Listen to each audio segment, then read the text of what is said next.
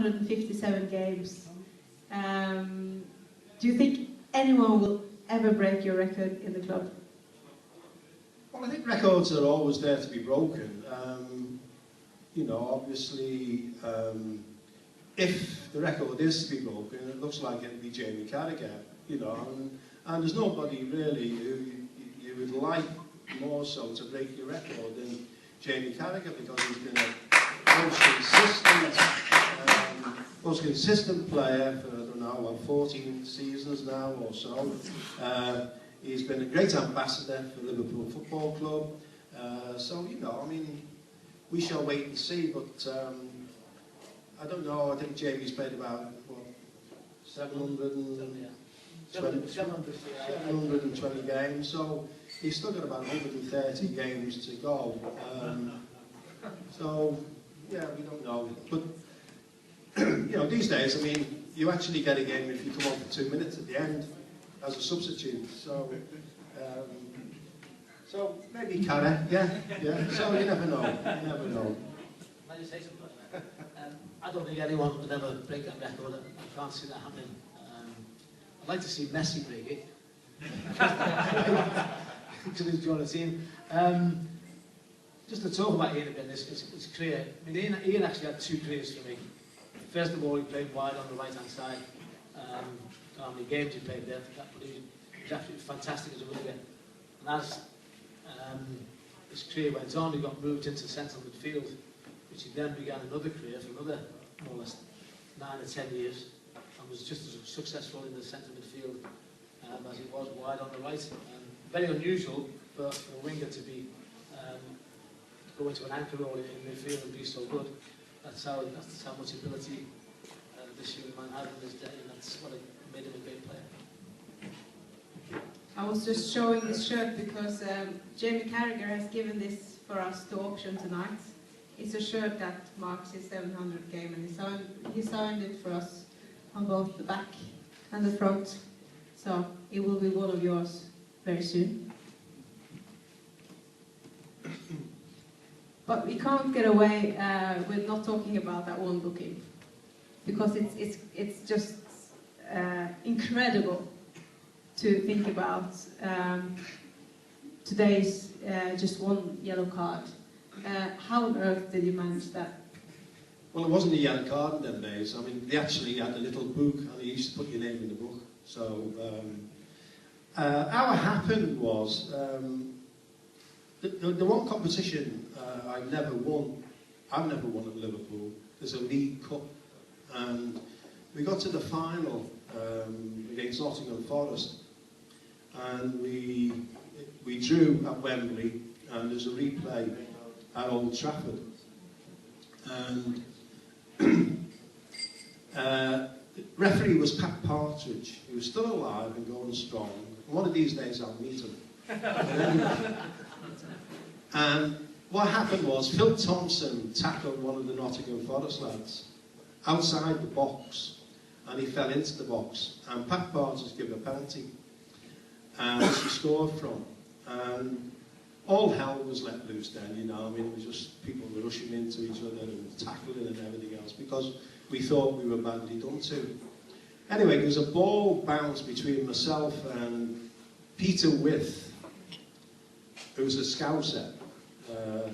And Peter was about 6'2", 6'3". The two of us went for the ball. I caught him in the ribs. He went down. Pat Partridge came over. And I'd only played about 800 and something games. And Pat Partridge said, "What's your name?" So I said, "Well, it's Ian Callaghan." So he got his book out and it went in the book. But in the meantime, Peter Heath got up. And so I said, he didn't mean to do that. We both went for the ball. So Liverpool the following week tried to get it rescinded, which it never did. So it's been a talking point for all those games.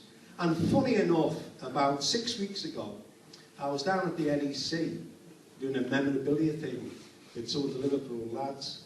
And there's Liverpool, and on the next table was Nottingham Forest. And Peter Heath was there. Peter Heath came over. I'd never seen him, don't suppose, since I finished and he finished. And this was 6 weeks ago.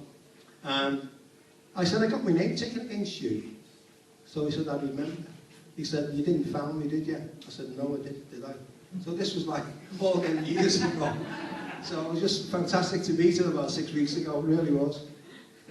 That is brilliant. He's not going to make that. What about all the ones you got away with? All about one little yellow club, booking. He used to kick people over. I know. Smitty called me a dirty player after that, yeah. So yeah, you went as nice as people thought going on the day. Well, that goes to yourself as well. People can call you the Mr. Nice Guy, but the likes of us that know you, you know that you've got a dark side too, so we'll get to that soon. But let's go back to the boot room, because the truth is, when the boot room was knocked down, we've never won the league again. So let's go back to the time when the boot room was up and running and you were an important part of the boot room staff. Can you describe the room for us, please?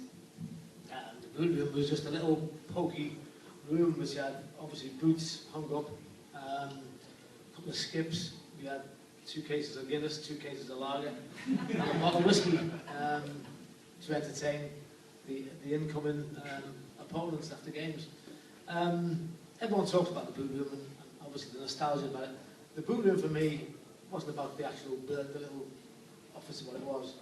The people that were in, that's what made the boot room so fantastic. Obviously Shankly, not so much Shankly. Shankly didn't do the boot room much, he was more in his office, but Bob, Joe Fagan, Ronnie Duran, Tom Sawyer, Ruben Bennett, myself, people like that. It ended up being such a great place to go in and learn about football, learn your job if you like.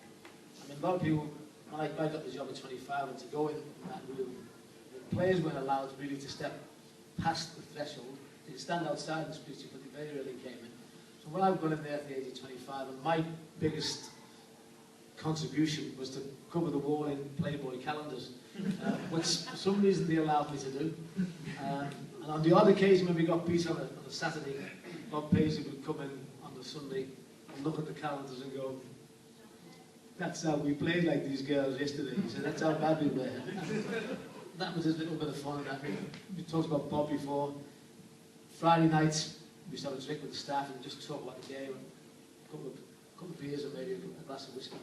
And Bob would watch the snooker, and he'd always say, it's going in the left-hand corner.